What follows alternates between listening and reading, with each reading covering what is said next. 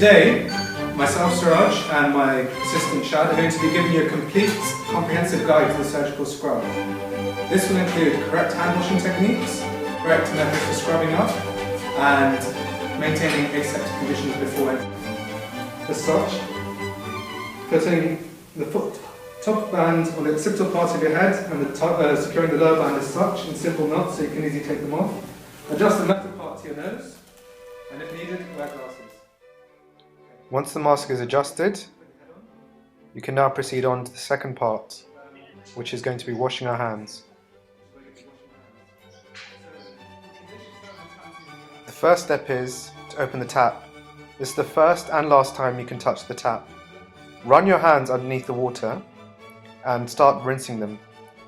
Once they are washed, apply a bit of soap and work into your arms and hands. Apply the soap well to your hands, working it into all the fingers, your forearms, and remove all bands. For the purpose of this video, the demonstrator will still be wearing bands. Wash your hands well with soap, remembering to wash from the hands down to the forearms. Then rinse off. While rinsing, make sure your hands are always above your forearms. This stops the spread of bacteria from your forearms to your hands, maintaining your hands sterile. Adjust your position if needed. It can also help strengthen your quads. Take a packet from the dispenser. Inside there should be a sponge and a nail cleaner. Apply some soap to your hands again. Make sure you apply it to your hands because the next thing we're going to be doing is cleaning our nails. From the sponge box, take out the nail cleaner. Using the sharp end, clean each and every one of your nails, taking time to ensure that any visible dirt is removed and the nails look clean. Even if you do not see any dirt, still run the cleaner under your nails because there may be dirt which you cannot see. Once finished with the nail cleaner, it should be properly disposed of in a sharps box, but I'm going to place it on the side and dispose of it later. The next step is to rinse your hands. Remember the correct technique. Do not let your hands drop lower than your elbows. Once you've done this, the next step is to pick up the sponge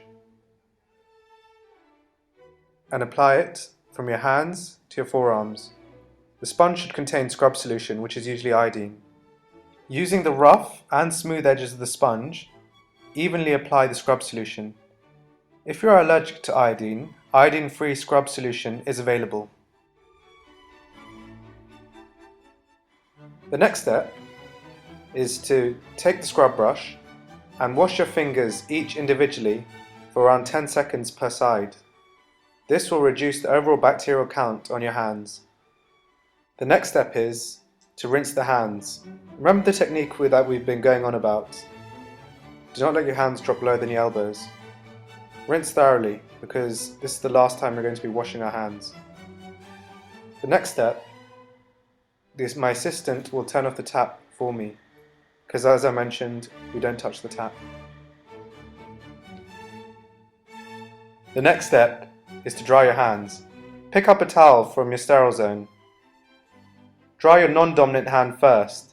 Starting with the fingers, work your way down to the palm, wrist and forearms. Remember to keep your hands in an upright position. Also, when drying, take care not to move the towel back up the arm, as this will move bacteria from your elbow back up to your hands. Once you have finished drying, dispose of the towel.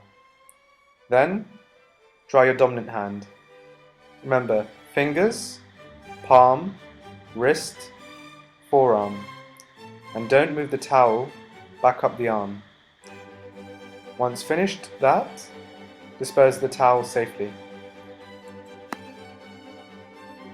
Now our hands are washed and sterile, the next step is to apply the gown.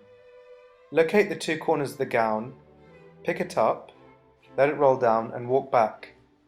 Locate the two armholes and thread your arms all the way through. The next step is for my assistant to tighten the gown for me. Remember, always Ask your assistant politely to tighten the gown. The next step is to apply your gloves. Remember, your gloves are in a sterile packet, so don't let your fingers through the gown.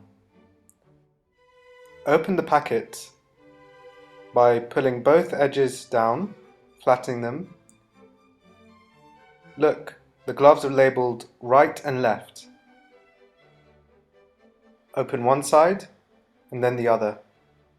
Now the packet is open, it is time to glove your non-dominant hand. For me, this will be my left hand. Take the left glove and place it over your left cuff.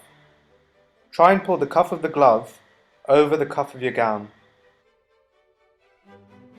Now, run your fingers through the glove, ensuring that there are no air bubbles and that your fingers fully occupy the glove. With the left glove applied, it now becomes time to apply the right glove. Pick up the right glove and place it just above your right cuff. The next move requires a bit of skill. Raising your hand, thread your fingers through the glove, making sure there are no empty spaces and your hand fully occupies the glove.